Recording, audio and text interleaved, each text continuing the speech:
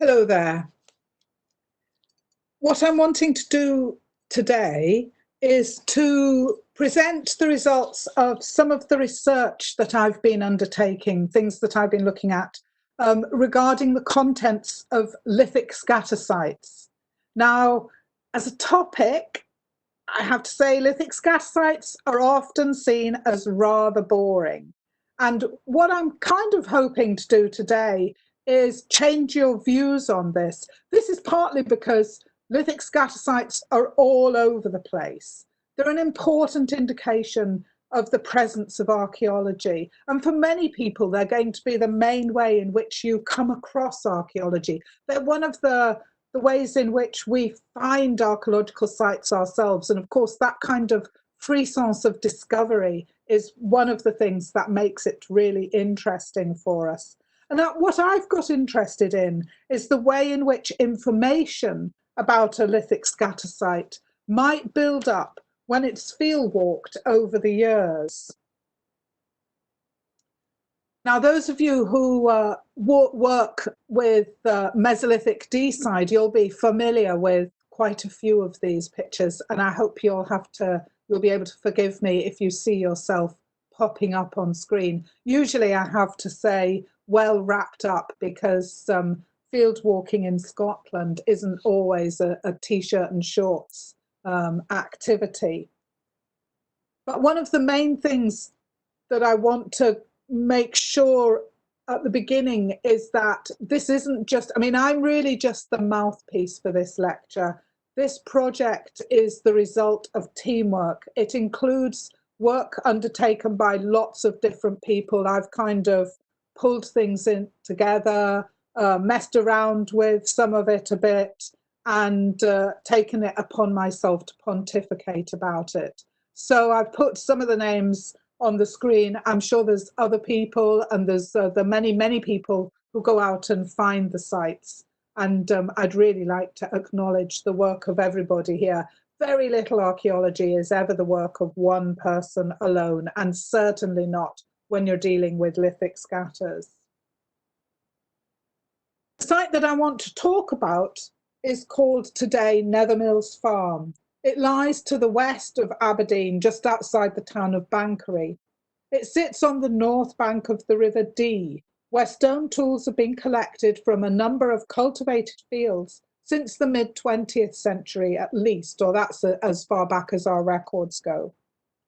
The overall spread of stone tools at Crathes, of which Nethermills Farm is a part, this spread stretches for some 2 kilometres along the river. I think, in fact, it must be one of the biggest spreads of Mesolithic stone tools in the United Kingdom, certainly in Scotland.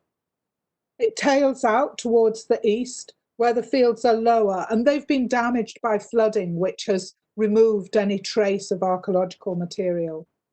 To the west, the site's bounded by a modern football pitch, across which, for obvious reasons, field walking hasn't taken place.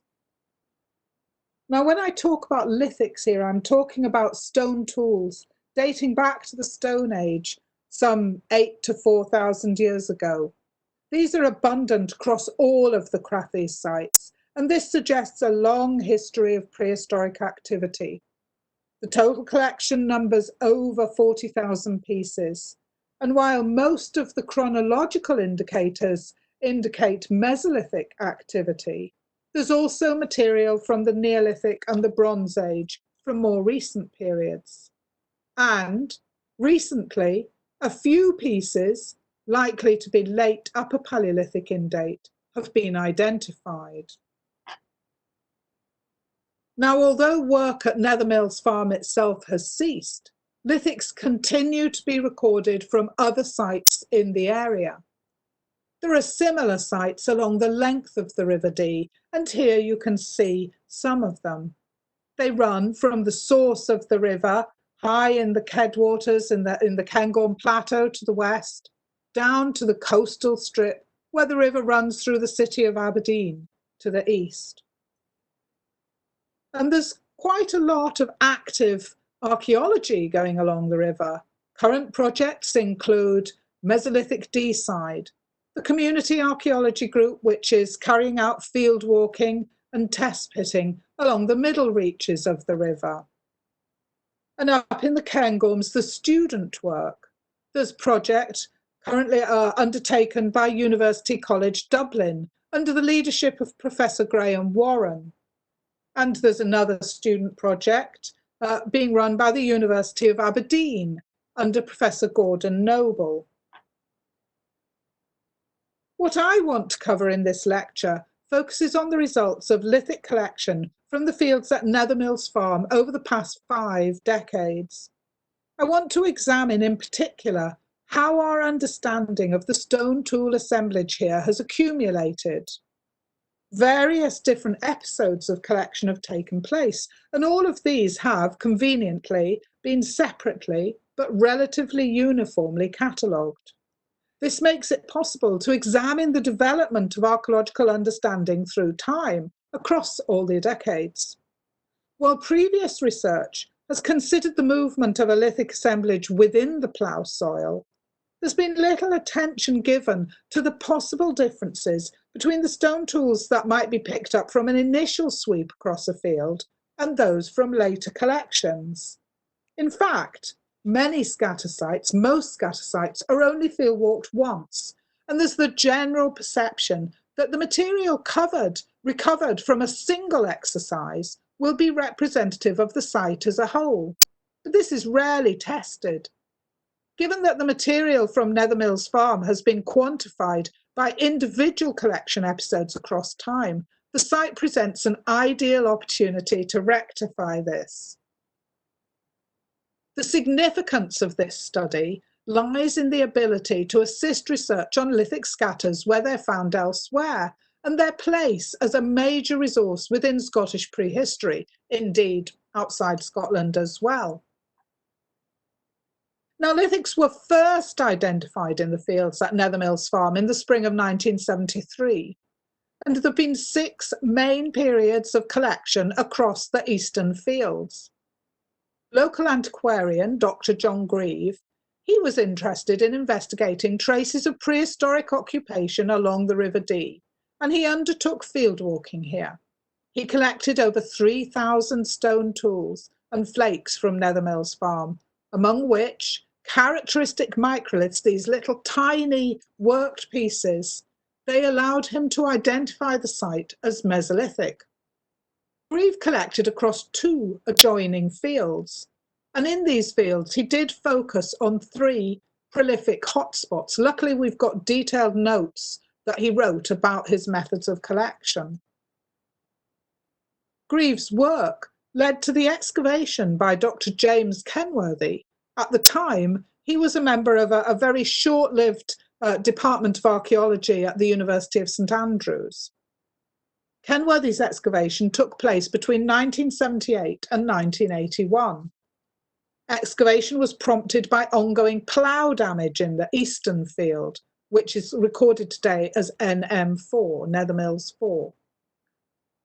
Kenworthy had the aim of assessing the damage from the ploughing and trying to investigate the possible survival of stratified Mesolithic archaeology in the field. He excavated an area of roughly 110 square metres and recovered both stratified features and around 30,000 lithics. His work wasn't published until several decades later, in fact, in 2017, but that publication is available. After Kenworthy's excavation, lithic collection across the field has continued to the present day. Between 2008 and 2012, it took place under the aegis of the carefully named Over 50s Archaeological Research Society, which I will call OFARS, led by Heather Sabnis, who'd worked with Kenworthy. The assemblage from this period numbers just over 4,500 pieces. In 2017, the work of OFARS was incorporated into that of the local group Mesolithic D-side, who were awarded heritage lottery funding to continue field walking across the fields, where they recovered just under 3,000 pieces. Ongoing work in 2019 included test pitting across the field to assess the current state of the site. What was the preservation like? Had it changed over the decades? And this resulted in the recovery of over 400 pieces, but no stratified features. As might be expected, over this time, the analysis and reporting of the stone tools has varied. Greve undertook his own basic cataloguing. While he lacked formal training, he made careful studies of relevant literature. One of his notes says, Mercer's Jura paper influenced, but not very impressed. Greve's collection was archived in a local museum, Aberdeen City Museum, and never actually published. Kenworthy undertook extensive analysis of his excavated material. James was really interested in the stone tools that he found, but he too was unable to complete and publish his findings. Study of Kenworthy's lithics was resumed by Torben Ballin, a professional lithic specialist, in 2012, with funding from Historic Environment Scotland. But owing to the fact that everything had originally been individually wrapped in tissue paper and then separately bagged, around 30,000 pieces, Ballin was only able to look at a small portion of the assemblage. I think we estimated the time that it would have taken him just to unpack all those bags, and it was a long time. So Ballin picked out a total of 2,750 pieces, which Kenworthy had identified and boxed separately as special. And Ballin investigated, and these were published as part of the main excavation report. Obviously, the main drawback here is that we don't actually know the criteria by which Kenworthy was picking out these special pieces. Sabnis, who'd been trained by Kenworthy, she catalogued and published the pieces from the Off-Ars collection across the field, and there's a detailed online report about them, which is great. And then the Mesolithic D-side material and the material from the 2019 test pitting, that has been analysed by Anne Clark, another professional specialist, and those reports are now available. So, how does it all go together? Well, first, I think it's useful just to look in brief at the results of Kenworthy's excavation so we can put some context to the whole thing. Remember, Kenworthy's just working in one corner of one of the fields. Greve was collecting across the two fields in the area that you see here on the screen. So Greve collected across a slightly wider area. Remember that Kenworthy set out with the aim of investigating the Mesolithic site that Greve's fieldwalking had indicated. While his excavation indeed confirmed the existence of extensive Mesolithic remains in the field, because the final post-excavation work only took place in 2016, this was really unable to verify the existence of the structures that Kenworthy believed he'd uncovered. It was, nevertheless, clear that Mesolithic activity had comprised repeated visits to the location over a considerable period of time. The excavation did reveal that stratified Mesolithic remains survived within the field, including post holes and fragments of timber on which the bark remained. Sadly, by 2019, the test pitting indicated that this sort of evidence had long since decayed and disappeared. Most of the lithic material from the excavations, it related to material that we would generally classify as narrow blade. This is a particular type of Mesolithic site. It means that it dates from the period between roughly 8,000 and 6,000 years ago and relates to the Mesolithic hunter-gatherer communities along the Dee. There were also a few pieces of Neolithic and Bronze Age affinity, together with 7 items likely to be of late Upper Paleolithic date. And this was particularly exciting because it was something that we hadn't identified, we hadn't suspected for the sites along the Dee. So that really opened things up. A series of radiocarbon determinations confirmed the principal spread of activity to be from the 6th millennium BC into the late 2nd millennium BC. In general, the remains from Nethermills Farm fit into a pattern of prehistoric, in particular Mesolithic and Neolithic activity, along the River Dee that runs from the source high in the Cairngorm Mountains down to the city. So it's really interesting to have this source to see, if you like, information of how people have been using the river throughout early prehistory. Thus, though the paper focuses on 2 fields at Nethermills Farm, which have been intensively field walked, it should be remembered that the picture that we're getting, it's just a small part of a much greater whole. And here you can see the field during the test pitting excavation in this fantastic drone shot, which Gordon Noble took while we were working. Now, Greve was working a long time before all the technology of drones, and indeed before quite a lot of our kind of modern understanding of what prehistoric communities, how they were living, what they were doing and things. He undertook his work to fulfill a general interest in the prehistory of his locality. In particular, Greve was looking for what he called Mesolithic flint factories. He field walked, he went out and walked across the surface of the fields across 9 sites. And the material was catalogued, bagged separately according to the location, and placed into boxes in Aberdeen City Museum. In 2017, it became obvious that Greve's bags were beginning to perish, and this jeopardized the integrity of the collection. Once the bags kind of fall apart and the material all gets mixed up again, then you've lost that information about where different things came from. And obviously that's very important if we're going to understand different activity along the river. So our kind of realization that Greve's collection was slowly deteriorating, this coincided with the completion of specialist work on a small portion of the excavated material from Nethermills Farm and the commencement of work on the newly field-walked assemblages as part of the Mesolithic Deeside project.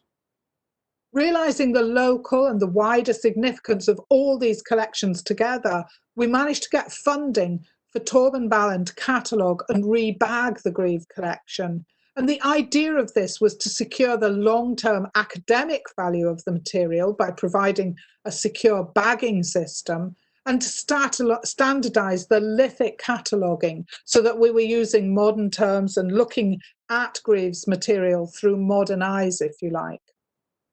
At the individual assemblage level, this permitted scrutiny of Greve's early collection. And that's really interesting because by and large, we don't get the opportunity to go back to these very early collections. They're really a resource that we neglect in archaeology. And I think they're a resource that I'd love to see us making more of.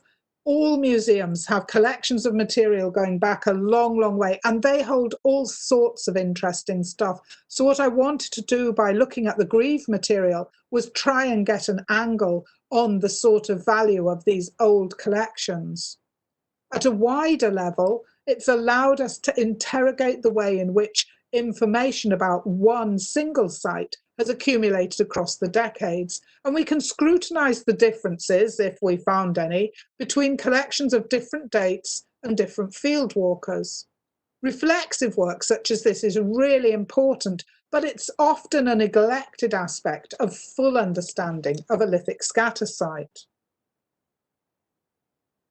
Now, the most obvious result of Ballen's study of the Greve collection was to provide an accurate count of the lithics from each of the 9 individual sites that Greve walked.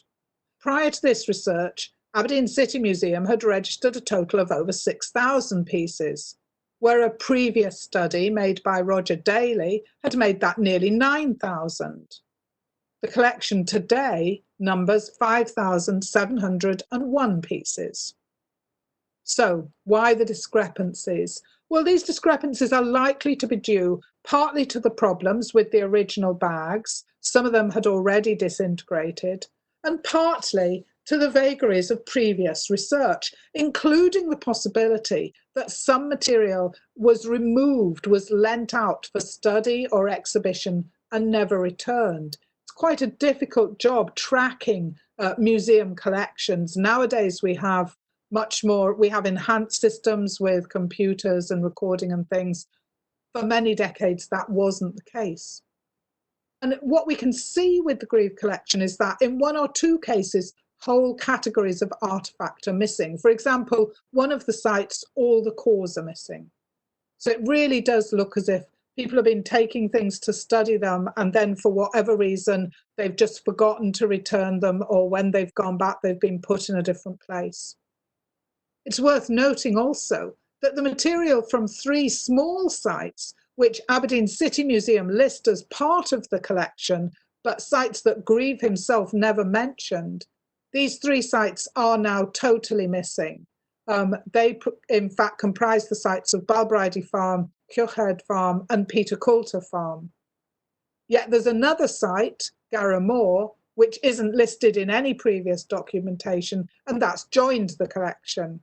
So you can get an idea of how collection management is a tricky process.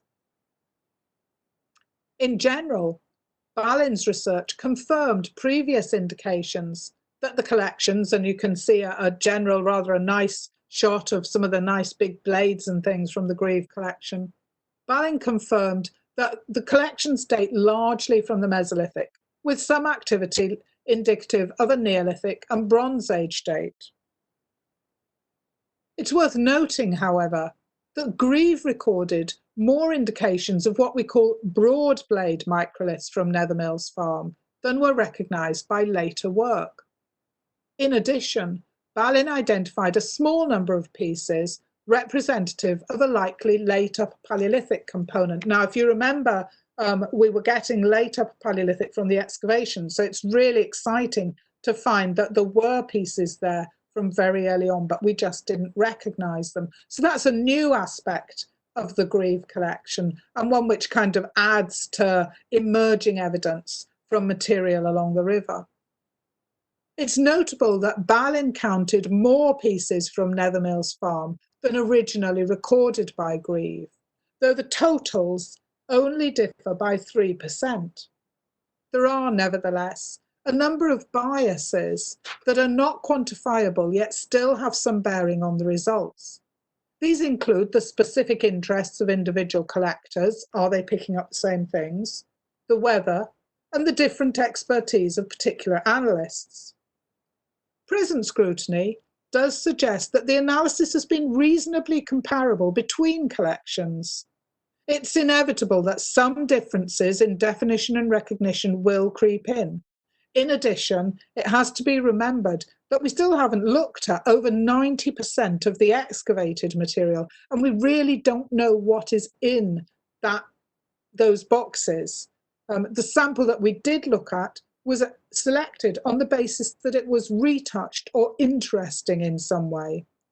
This selection was undertaken by James Kenworthy immediately after excavation, so we're really not certain of the grounds for his decisions. But for the basis of this particular study, the unanalysed portion of the excavated material has been ignored, because the principal focus of what I've been doing lies in the way in which knowledge about the site has accrued.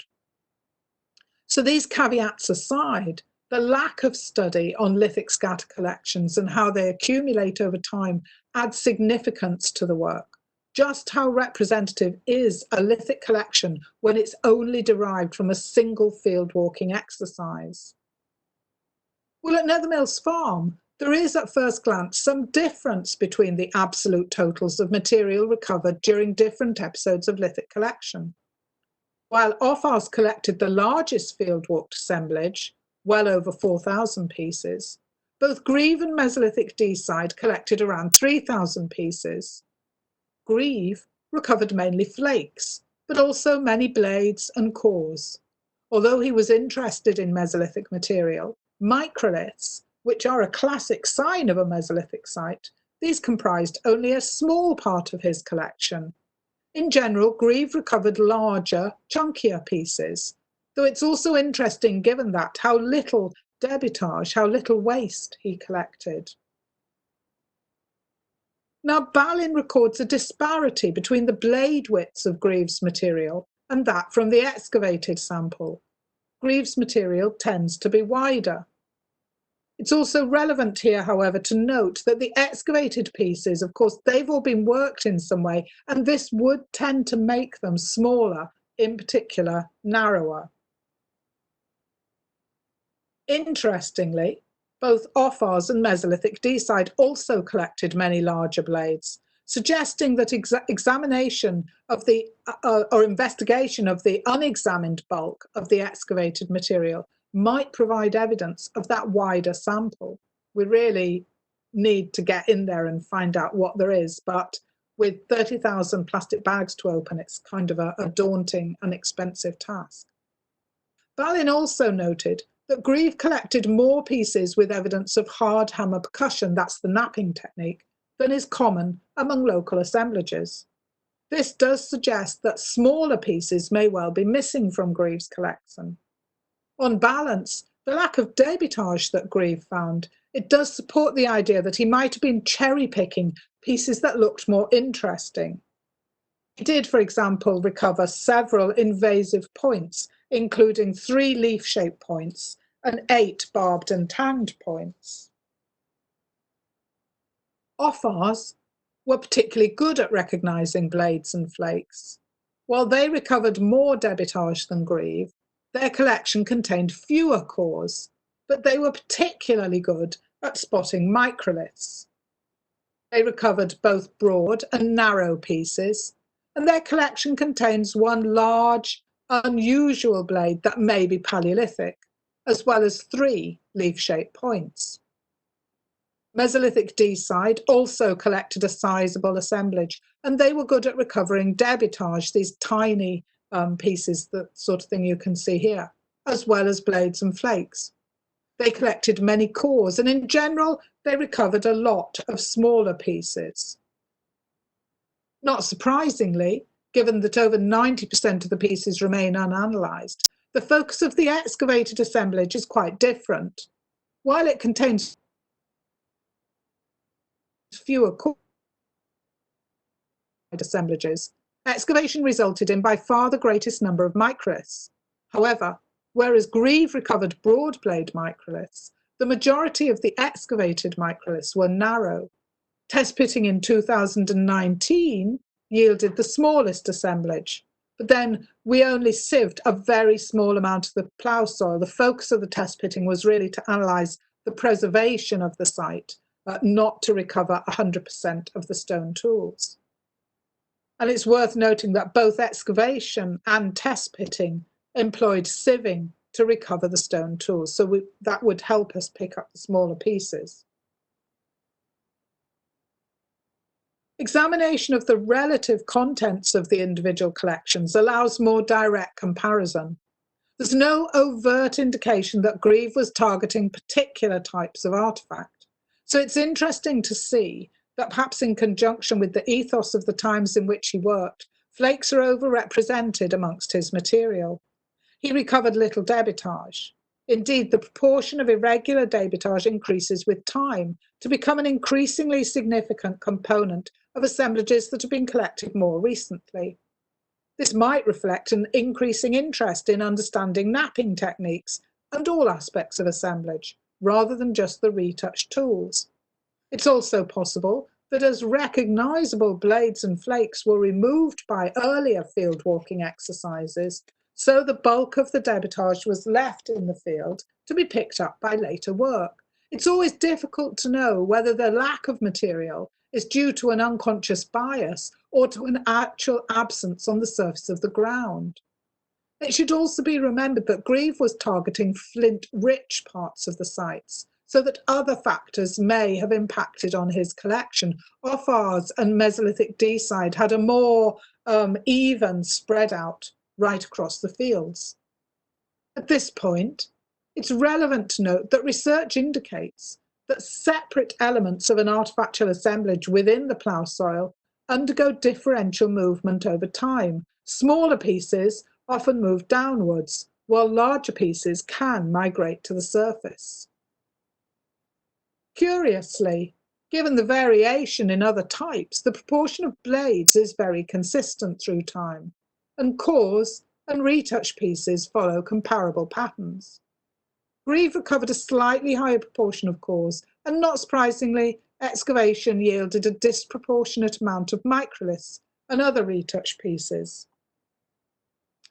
Given these gross variations, it's interesting to see how understanding of the site has developed through time, though the omission of almost 30,000 uncatalogued pieces from the excavation is of course significant. As each new episode of fieldwalking adds information to the previous total, the general shape of the assemblage slowly appears. The rising significance of irregular debitage is clear, as is the contribution of excavation to the recovery of microliths and retouch pieces. In general, it was possible to discern the existence of Mesolithic activity from the start. Nevertheless, whereas Greve's work suggested that the principal focus of activity dated to earlier broad blade Mesolithic assemblages, excavation showed there to have been a much greater narrow blade component. This was balanced by the later recovery of further broad blade microliths, suggesting that the area for excavation may have comprised a specific area of deposition. In other words, the site's not spatially uniform in the way in which the lithic artifacts are spread out across it. And this suggests there might be different concentrations for different activities or different periods. Perhaps this is hardly surprising for such a wide area, but it's a highly relevant point given the frequency with which sampling is used to interpret larger sites. Excavation also produced a range of later material, confirmed by both Greve and Offars, and this yielded points, for example, indicative of Neolithic or Bronze Age activity. But it's notable that artifacts relating to the later Paleolithic, these two bigger pieces on the right, they were recovered from the start and then confirmed in later collections. Though it has to be said that these particular pieces wouldn't have been identified early on because the paradigms for Scottish prehistory at the time, they didn't encompass the idea of a Paleolithic presence in Scotland. Recovery of a possible Hamburgian shouldered point at the bottom of the screen here on the right from one of the test pits in 2019, that provided nice confirmation of the significance of the location as a probable late Upper Paleolithic site.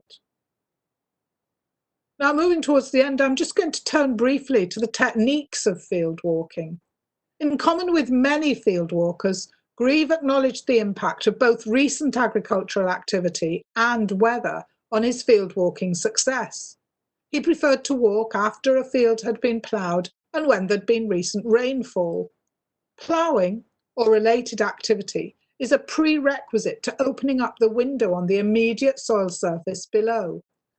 And all field walkers work in close consultation with farmers to minimise disruption to the farming year. Recent research is investigating the impact of increasingly sophisticated machinery, such as that used for stone separation ploughing and power harrows. Not only does modern machinery penetrate deeper into the ground mass, it also impacts on soil stratigraphy and makeup.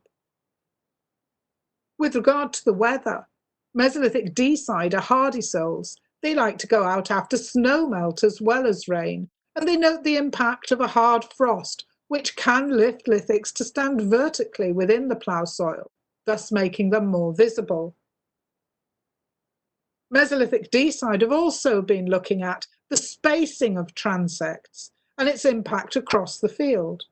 Most of their work is carried out using closely spaced 2-metre transects, but analysis shows that wider spacing, up to as much as 20 metres apart, still provides a representative snapshot of lithics across a field. Of course, this provides a much smaller sample of stone tools themselves, estimated to be around 10% of the field, so it impacts on the overall size of the assemblage. But their research indicates that significant artefact types and concentrations will still be highlighted. The overall interpretation of sites across a wider geographical area will therefore be maintained. But it is worth noting that there are, of course, many reasons for undertaking field walking, one of which is social, so that projects, in particular community archaeology projects, often continue with fairly closely spaced transects, even where they may not be quite the most efficient. In summary, this analysis of the results from the field collection at Nethermills Farm over the past 50 years highlights some significant discussion points relating to the way in which we research and interpret lithic scatter sites. Firstly, there are a number of logistical points relating to field walking. It's clear that repeated visits to a field are necessary for a field walked assemblage to be representative of the archaeological significance of a site.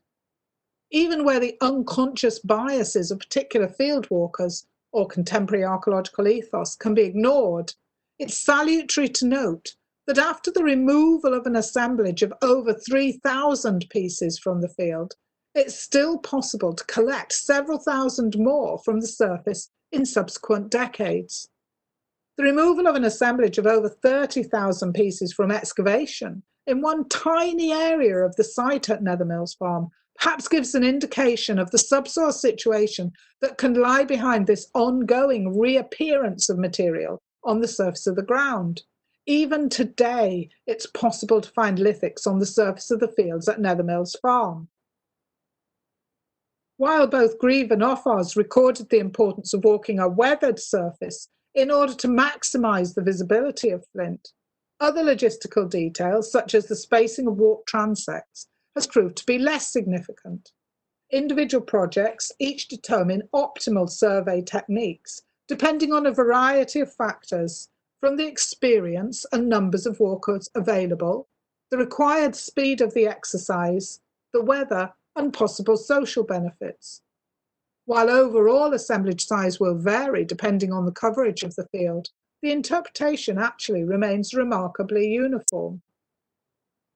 Secondly, the significant role of community archaeology groups in fieldwalking projects is highlighted. Given the value of repeated visits to the site over a number of years, fully professional teams, such as a commercial unit, may experience financial and other constraints that reduce the viability for them to undertake long-term field walking. Community groups are on the spot, understand the locality, and contain enthusiastic and experienced members. At this point, it's worth noting that the old hard line between community groups and professional archaeologists has, by and large, dissolved. In my experience, a community group comprises simply a more diverse team than most defined commercial archaeological units. Think of them as a combination of a range of relevant skills, including archaeology, spatial analyst, IT consultant, statistician, farm workers, soup makers, drivers, and others. Some retired, others at work, many of all ages still studying. Nevertheless, it's also worth noting that the role of specialist advisors in this work should be emphasised. Prompt reporting and publication of results is vital. Mesolithic D-side achieve this through the regular production of lithic results, which allows them to plan an up-to-date fieldwork strategy and maintain team enthusiasm. Playing the results back into the team is really important here. And if you're lucky enough to be working in Scotland, then interim generalised results can be produced and published through the annual publication of Discovery and Excavation in Scotland, together perhaps with a targeted website. Thirdly, while the basic information relating to the archaeological interpretation of the site at Nethermills Farm was available from the outset, the result of subsequent fieldwork were able to add significant detail and refine this. Information derived from later collections impacted on the chronological interpretation of the site, broadening our understanding of Mesolithic activity to focus predominantly on the narrow blade Mesolithic, while reinforcing the presence of other periods. There's also been a shift in our understanding of napping patterns. In addition, perhaps because of the unconscious bias of the time, or a more material bias on the part of individual collectors, subtle shifts in the content of the overall assemblage are noticeable. Irregular debitage is seen to be a more significant part of the assemblage than first recognised. Retouched pieces are more numerous and more varied. Flakes fall in relative significance, while more diversity is recognised among the cores. None of these play an important role relating to the general interpretation of any site, but all are a significant part of the detailed understanding of the archaeology. Fourthly, analysis of the Greve Collection alone offers some important lessons for the management of lithic collections, in particular, material acquired prior to the 1980s. Not only is robust bagging and labelling vital, but regular inspection is required in order to assess the stability of the storage. Once bags start to decay, the value of an assemblage is quickly lost. With regard to Greve, there were many discrepancies regarding the size of the assemblage, most apparently related to episodes when material was removed for study and either lost or misplaced on return. Careful tracking of any assemblage is necessary to retain integrity. Finally, the value of old collections is emphasised. The Greve Collection includes material from 8 other sites besides Nethermills Farm. Together, they provide significant activity relating to significant information relating to prehistoric activity along the River Dee. Today, this is supplemented by information from more recent fieldwalking projects and excavations along the length of the Dee. It provides a wonderful resource from which we can learn much about the activities of our earliest ancestors in the area. Many similar assemblages, housed in museums around the UK, offer a largely untested archaeological resource and merit careful curation. Though field walking at Nethermills Farm itself has now ceased, it's worth noting that well-publicised interest in the site awakened local memories of other material.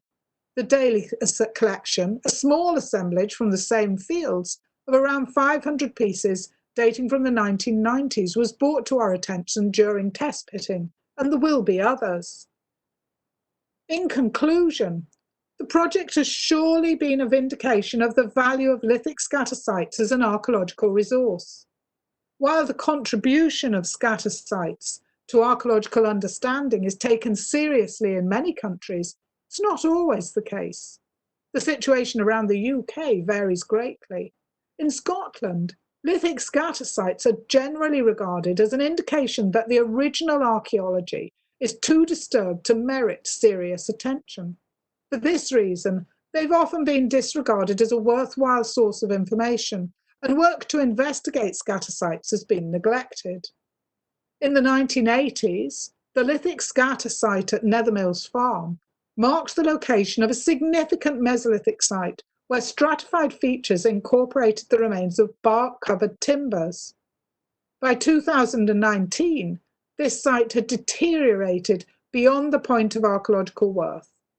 The inclusion of lithic scatter sites within scheduling or other management programmes is not always easy. We've yet to achieve it in Scotland. There are no scheduled sites, no scheduled lithic scatter sites in Scotland, and that's dreadful. But timely investigation of a lithic scatter site can be recording. We should be taking them more seriously. The information plays a valuable part in constructing the narrative of prehistory. Given the fragility of the archaeological resource and the limitations of our assets, it would be good to see them taken more seriously in future. Thanks.